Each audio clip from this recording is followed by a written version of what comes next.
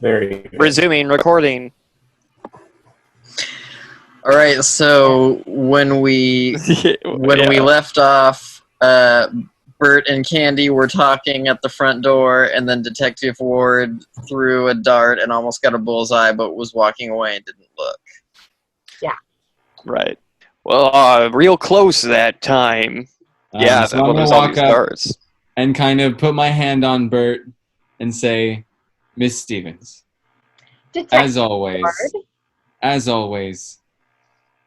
this department is no place for a young lady such as yourself. Now, what can I do for you? Well, first of all, you should tell that to my father, Martin Stevens, the mayor, and the wealthiest man in this town. I'm well But second aware. of all, I found evidence at a burned down house, and I'd like to see your files.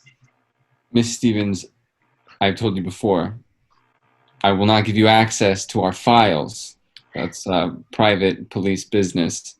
Now, My dad and tell him that. I know you're new here, but he owns half the town.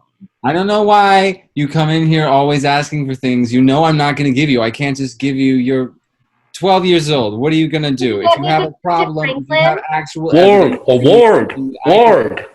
Ward. Just give her the Chemleski files.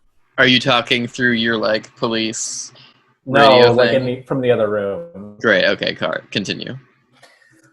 Just give her the Chemleski files. Wow, I always forget how well he can hear.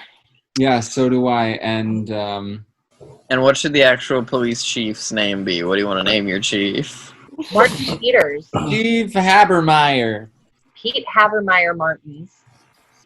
From the other room, the main room of the police station, a door bangs open, and you all hear Police Chief Pete Habermeyer Martin's voice.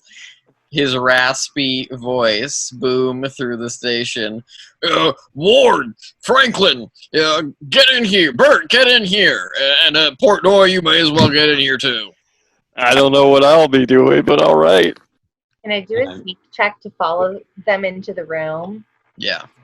Oh, yeah, apparently she does. Candi Stevens, with the deftness of a trained adult, nimbly picks her way along the police station behind you and slips through the captain's door as it closes.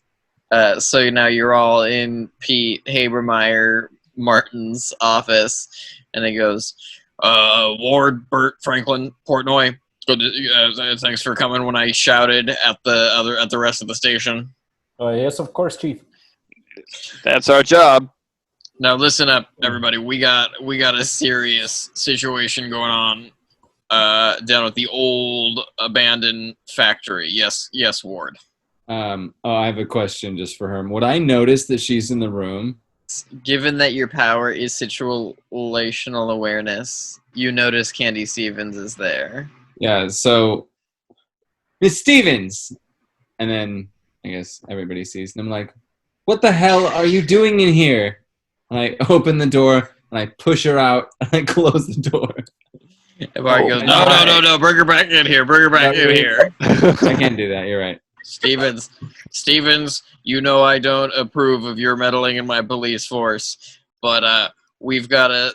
What is the town's name? Did anyone write it down? Aaronsdale. We got... What's the county? Crinton. We got a situation here in Aaronsdale that Crinton County has never seen before. We got a situation going on down at the old abandoned factory, and we're calling all the backup to the area, but as they've been not radioing back once we send them there, and we're not sure what's happening, and we're talking all hands on deck here. We might even start asking, We're gonna send in the mailman if you fail. That's what this is down to. Wait, what? What this is down to. Now, hold on. Please, me. Yeah, Portnoy. Yeah. Thank you.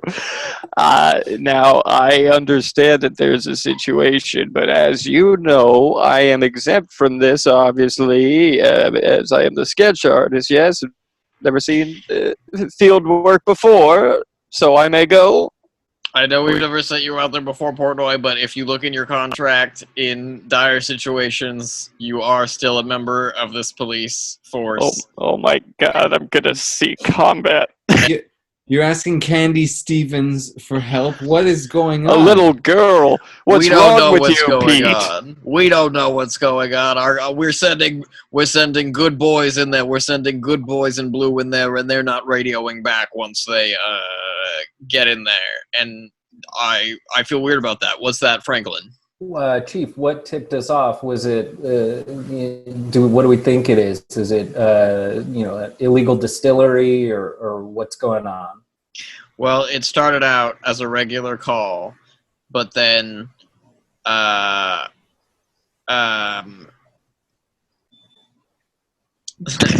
Well, it started out as a regular call, and we sent in Blarnsky, the cop officer Blarnsky, he was out in the area. We sent him in. He didn't radio back.